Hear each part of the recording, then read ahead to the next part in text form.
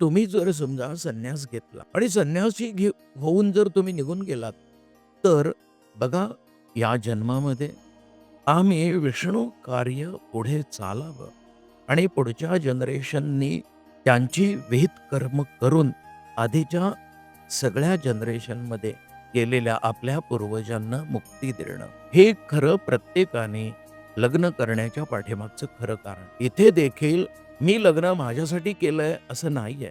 आले लग्न गडी समीप श्रीकृष्ण नवरा असं म्हटलंय. हं. म्हणजे या जगामध्ये जसे विवाह हे फक्त कृष्ण आणि रुक्मिणीचे झाले, तर मी कृष्ण असेल तर माझी बायको रुक्मिणी हे मी विसरतो. याची जागृती राहणं आणि मी स्वतः कोण आहे याची जोपर्यंत मी खात्री करून घेऊन त्याला निर्मळ करत नाही, तोपर्यंत मी संन्यास योग्य होत नाही.